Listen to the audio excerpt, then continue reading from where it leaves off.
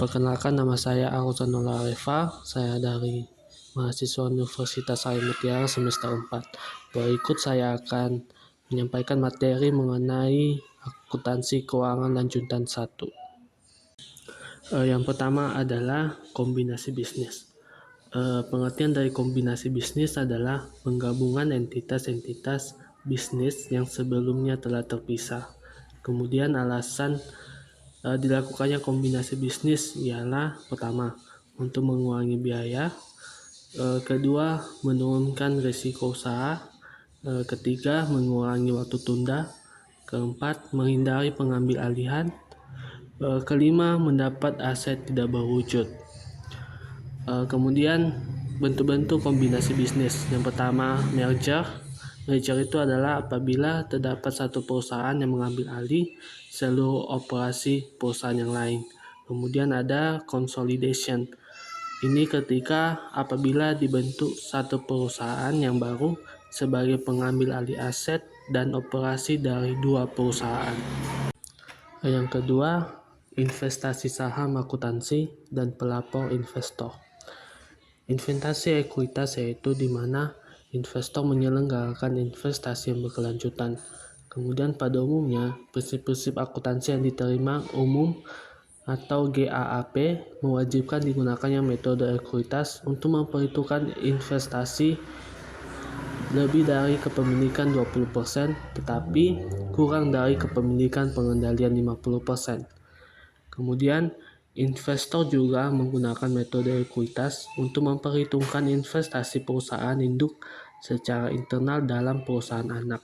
Situasi ini berlaku apabila investor mengendalikan keputusan menyangkut operasi, investasi dan pembiayaan investe melalui kepemilikan lebih dari 50% saham berhak suara perusahaan investe sebagai akibat dari penggabungan usaha di mana satu atau lebih perusahaan menjadi perusahaan anak.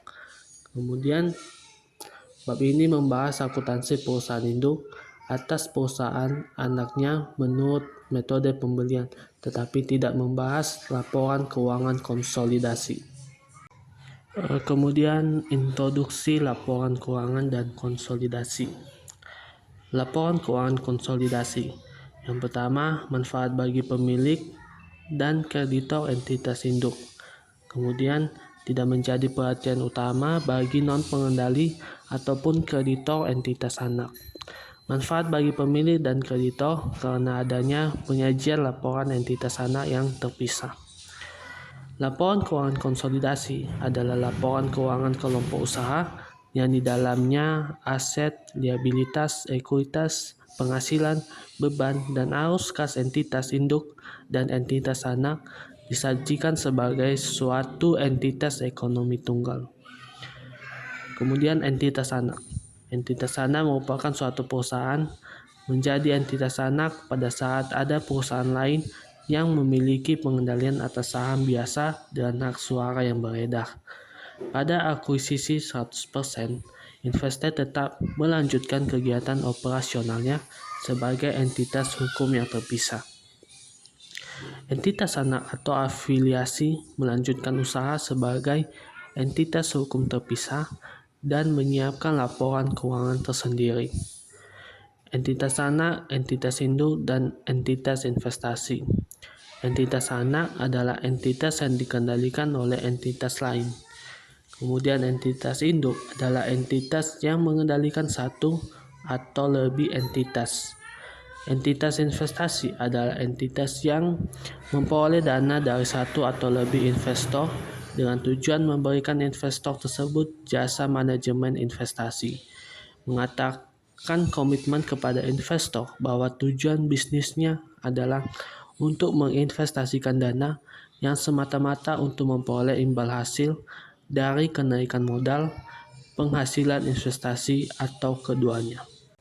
Kemudian, teknik dan prosedur penyusunan laporan keuangan konsolidasi. Yang pertama, menyiapkan kertas kerja.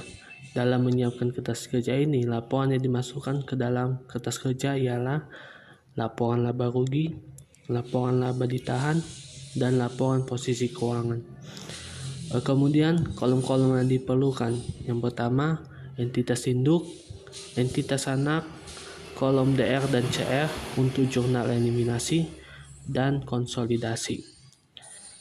Tahapan dalam membuat kertas kerja. Yang pertama, masukkan data entitas induk dan anak pada nilai buku 100%. Kemudian masukkan jurnal eliminasi ke kolom DR dan CR. Untuk pendapatan, liabilitas, dan ekuitas konsolidasi, jumlahkan saldo entitas induk dan anak, kurangi dengan kolom DR, dan tambahkan dengan kolom CR. Untuk aset konsolidasi, jumlahkan saldo entitas induk dan anak, tambahkan dengan kolom DR, dan kurangi dengan kolom CR. Untuk penghasilan, laba di tahun akhir, dan seluruh subtotal serta seluruh total dihitung langsung ke dalam kolom konsolidasi. Kemudian teknik dan prosedur penyusunan laporan keuangan konsolidasi bagian 2. Yang pertama, errors atau kesalahan. Sebagian besar kesalahan akan tampak saat laporan posisi keuangan konsolidasi tidak berimbang saldonya atau tidak balance. Apabila hal ini terjadi, maka yang perlu dilakukan adalah pertama, melakukan pengecekan kembali terhadap kemungkinan kelalaian atau kealpaan yang biasanya terjadi pada perhitungan, yang dimana terdapat yang pertama, non-controlling interest share, kemudian goodwill, non-controlling interest. Kemudian lakukan pengecekan jumlah DR dan CR pada kolom penyesuaian. Kemudian lakukan verifikasi kembali terhadap jumlah kolom laporan entitas induk dan kolom laporan entitas anak. Kemudian arus kas konsolidasian. Yang pertama, laporan arus kas konsolidasian disusun dari laporan posisi keuangan konsolidasian awal dan akhir, kemudian laporan laba rugi konsolidasian, kemudian dan informasi lainnya. Prosedur sama dengan penyusunan laporan arus kas dan konsolidasian. Yang perlu diperhatikan adalah item-item pada entitas anak dan investasi ekuitas. Kemudian arus kas kegiatan investasi dan pembiayaan.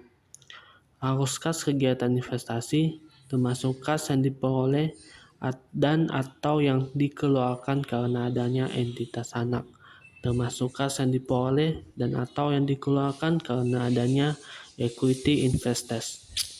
Kemudian arus kas pembiayaan, termasuk dividen tunai yang dibayarkan kepada non-controlling interest. Kemudian transaksi laba antar perusahaan dalam persediaan. Yang pertama, intercompany sale of inventory. Laba dalam penjualan persediaan antar perusahaan diakui apabila barang tersebut telah terjual ke pihak ketiga. Kemudian ditanggungkan apabila barang tersebut masih berada di dalam perusahaan sebagai persediaan. Laba dalam persediaan awal yang sebelumnya ditanggungkan diakui pada periode barang laku terjual dengan menggunakan asumsi FIFO. Maka persediaan yang awal masuk terjual terlebih dahulu dan persediaan akhir berasal dari pembelian akhir. Terakhir, transaksi laba antar perusahaan dalam persediaan bagian 2. Laba belum terrealisasi pada akhir persediaan. Persediaan akhir, laba antar perusahaan pada persediaan akhir dieliminasi pada akhir tahun. Kemudian pengakuan laba dari persediaan awal. Laba antar perusahaan di persediaan awal. Laba dalam persediaan akhir yang belum terrealisasikan pada suatu tahun akan menjadi laba dalam persediaan awal yang diakui pada tahun berikutnya. Kemudian arah penjualan dan NCI. Dampak dari laba dalam persediaan akhir yang belum direalisasikan dan perealisasian laba dalam persediaan awal bergantung pada arah dari penjualan antar perusahaan. Penjualan downstream yaitu dampak seluruhnya kepada entitas induk. Kemudian penjualan upstream yaitu dampak dibagi kepada entitas induk dan NCI. Sekian dan terima kasih.